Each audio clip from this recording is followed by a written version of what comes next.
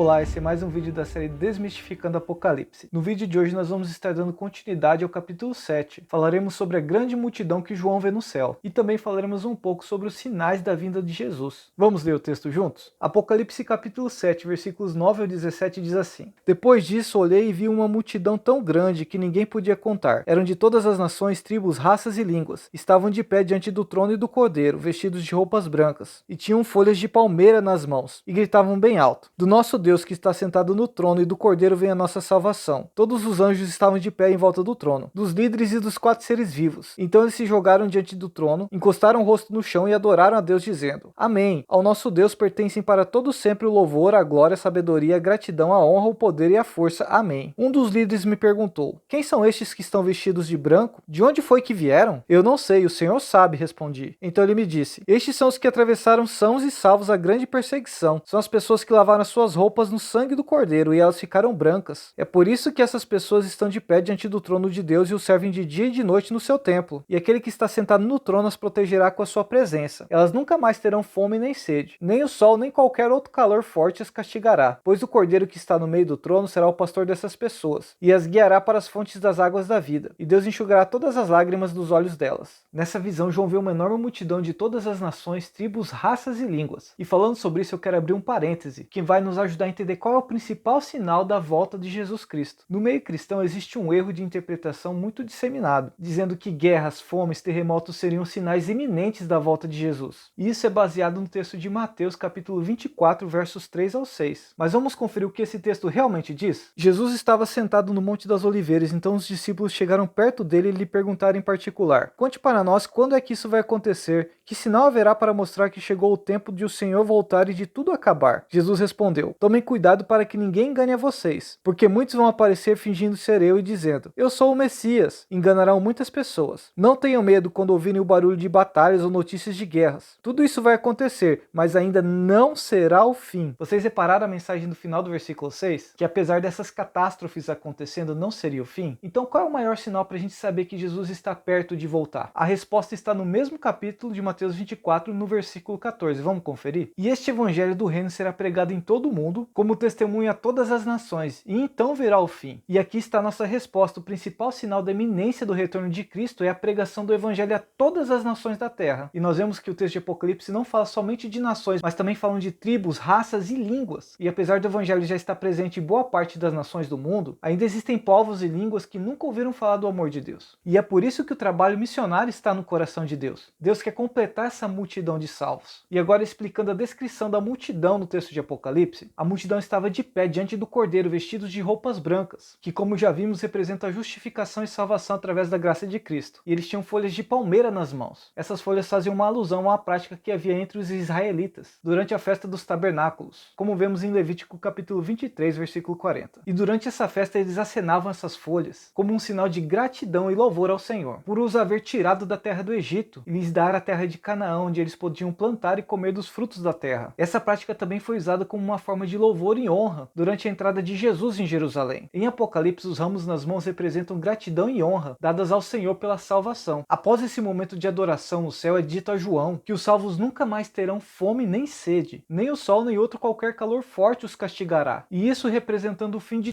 todo o sofrimento. Também é dito que eles serão guiados pelo Cordeiro para as fontes de água da vida, que representa a vida eterna que emana do Senhor. E assim nós concluímos a mensagem do capítulo 7. Espero que o vídeo de hoje possa ter tirado algumas dúvidas, não somente sobre esse texto, mas também sobre o assunto da segunda vida de Jesus. Por isso, invista em missões, ore, oferte, mobilize, e se Deus te der a direção, vá ao campo. Enfim, se você gostou, continue assistindo os vídeos dessa série. Então até o próximo vídeo, que Deus os abençoe.